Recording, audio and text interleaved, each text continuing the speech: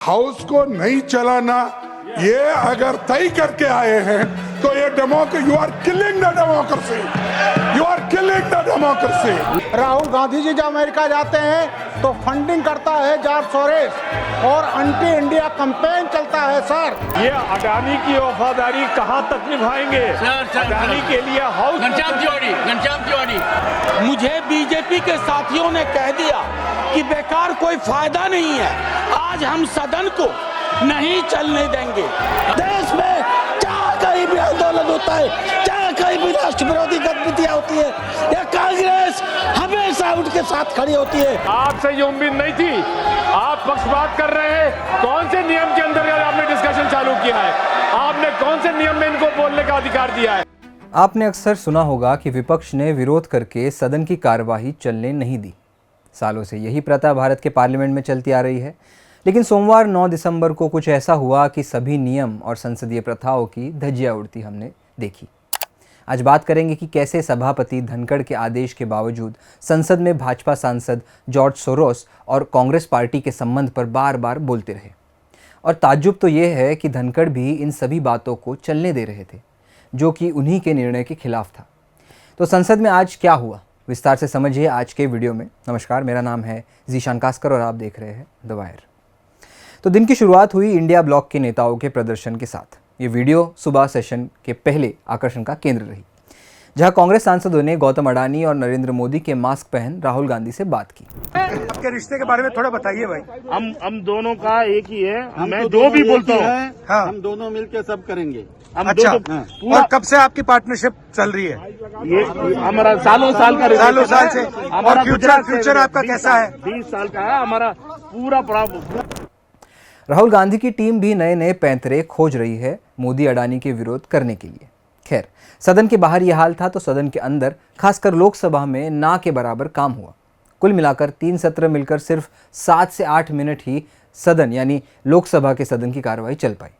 लेकिन सोमवार की असली होम पेज न्यूज़ आई राज्यसभा से, जहां हंगामे की वजह से लोकसभा नहीं चलने दी गई। वहीं दूसरी ओर सत्ता पक्ष के सांसद हंगामे के बीच अपने भाषण दे रहे थे राज्यसभा में। सदन की कार्रवाई को शुरुआत से बताते हैं। राष्ट्रपति धनखड़ ने सोनिया गांधी के जन्मदिन के अवसर पर बधाई संदेश पढ़ा और शुभकामनाएं दी। फिर सदन का काम शुरू हुआ।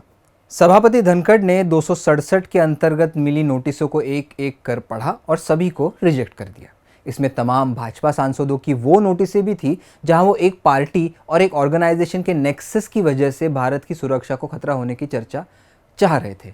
धनखड़ ने इस नोटिस को भी रिजेक्ट किया, लेकिन इसके बावजूद एक के बाद एक भाजपा नेता इस विषय पर बोलने लगे।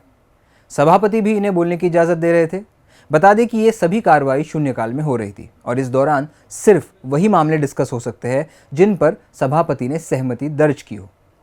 लेकिन इसके बावजूद जेपी नड्डा ने कांग्रेस पार्टी और जॉर्ज सोरोस के बीच के संबंधों की वजह से भारत की सुरक्षा को खतरा होने की बात की। फिर किरण रिजिजू ने भी वही बात की और कहा कि कांग्रेस से उन्हें नियम सीखने की ज़रूरत नहीं है। टूल किट, षड्यंत्र जैसे शब्द जो अक्सर ट्विटर पे दिखते हैं, अब सदन में भी दिखने लगे हैं। आइए सुनते हैं सत्ता पक्ष के नेताओं को क्या कहना था।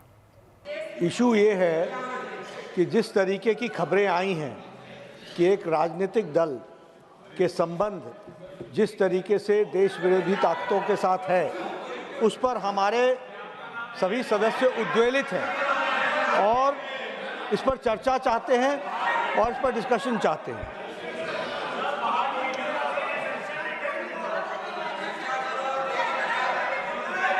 राधा मोहन जी, राधा मोहन अग्रवाल, राधा मोहन अग्रवाल, चर्चा करो, राधा मोहन अग्रवाल, चर्चा होना चाहिए। ये भारतीय जनता पार्टी के माननीय सांसद ये चाहते हैं, हमने किसी दल का नाम नहीं लिया है। आप हमें जब बोलने का अवसर देंगे तो हम विस्तार से इस बात को बोलने वाले हैं, किस प्रकार से कांग्रेस के लोग, किस प्रकार से बहुराष्ट्रीय कंपनियों, डीप स्टेट के समर्थन से, जॉर्ज सोरोस की मदद से अंतर्राष्ट्रीय एजेंसियों के एजेंट बन करके इस देश में विखंडता पैदा करना चाहते हैं। इस देश में गलत मुद्दों के आधार पर इस देश को टुकड़े टुकड़े करना चाहते हैं। यह सदन चाहता है कि इस विषय पर गंभीर तरीके से विचार हो। इन राष्ट्रद्रोहियों को बेदखल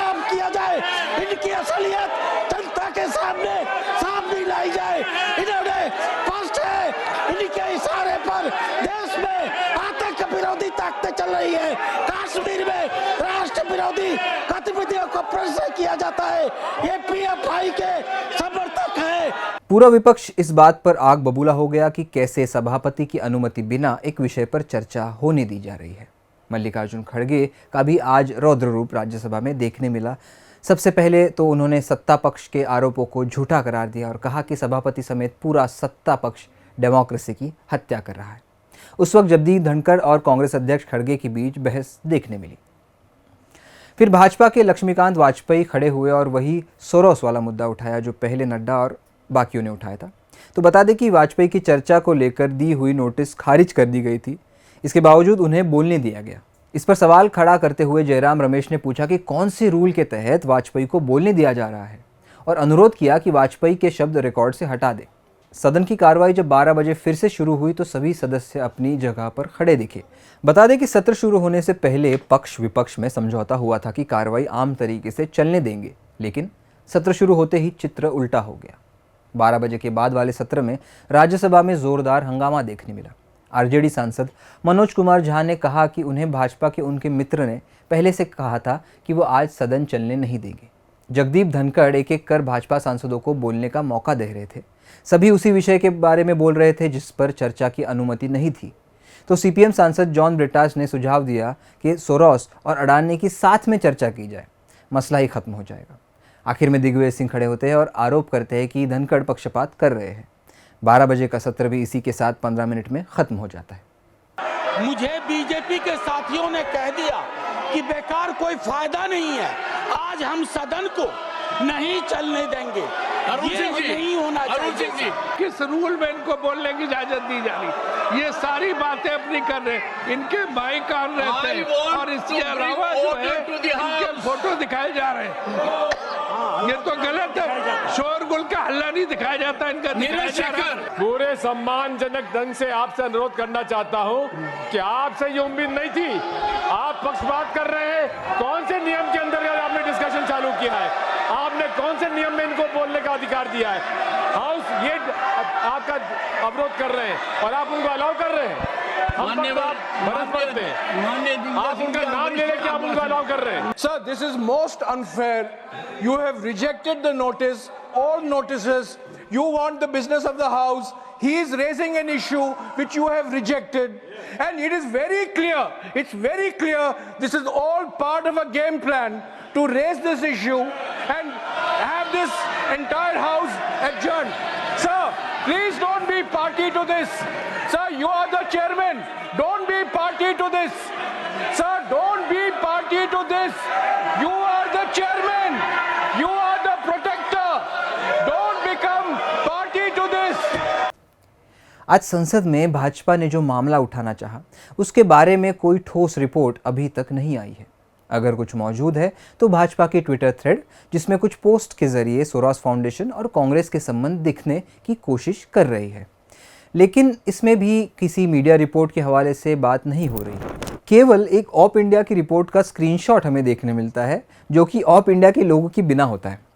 शायद भाजपा को ऑप इंडिया की एक्यूरेसी के बारे में डाउट हो, तभी वेबसाइट का नाम दिए बिना खबर दे दी।